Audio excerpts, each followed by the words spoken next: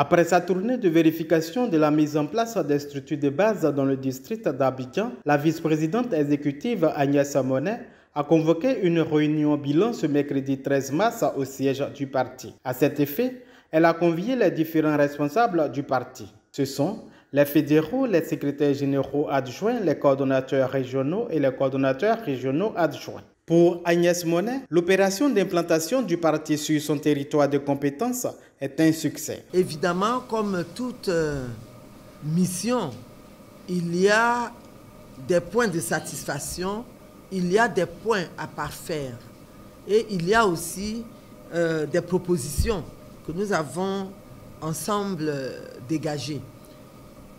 D'abord, pour les points de satisfaction, c'est le bon accueil qui a été fait à la VPE et à sa délégation, partout où nous sommes passés.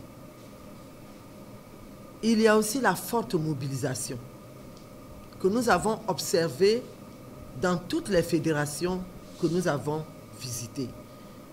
Il faut certainement rappeler que le district d'Abidjan compte 14 fédérations. Nous avons évidemment le Grand Abidjan avec les 10 communes que nous connaissons. Nous avons Bingerville, nous avons Songon, nous avons Brofo-Doumé, nous avons également Nyama. Et donc, au niveau de ces fédérations-là, la mobilisation a toujours été parfaite. L'objectif, c'est de maîtriser la population militante du PPACI au niveau du district d'Abidjan. Pourquoi maîtriser cette population militante? Mais justement, pour que demain, nous soyons prêts à répondre aux mots d'ordre qui sont les nôtres. Et pour aller vite, nous pensons qu'aujourd'hui, les militants sont en ordre de bataille. C'est vrai qu'il y a des retouches à faire, il y a des comités de base à compléter, mais d'une manière générale, les militants au niveau du district d'Abidjan sont là, ils sont mobilisés.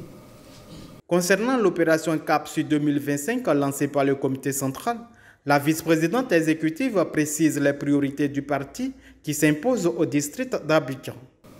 Aujourd'hui, les mots d'ordre qui sont les nôtres, c'est l'inscription de notre candidat, le président Laurent Gbagbo, président du PPACI, sur la liste électorale. Parce que je dis, c'est notre candidat.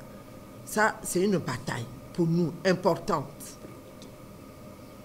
Et une autre bataille non moins importante, c'est aussi la dissolution de la CEI actuelle. C'est la refonte de la liste électorale. C'est le découpage électoral. Tout cela pourquoi?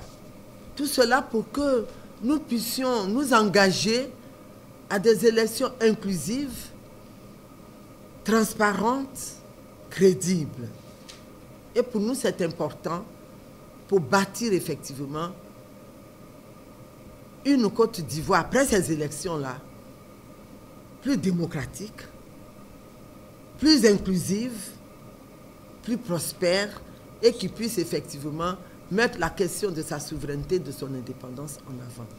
Et donc, aujourd'hui, je peux dire que au niveau du district d'Abidjan, avec nos 14 fédérations qui ont des tailles importantes, je peux dire que nous sommes prêts aujourd'hui pour relever ces défis-là que nous avons appelés CAP sur 2025. Le district d'Abidjan se mobilise d'ores et déjà pour la fête de la Renaissance, tout en préparant une rentrée politique en vue de mettre en ordre de bataille les militants et sympathisants.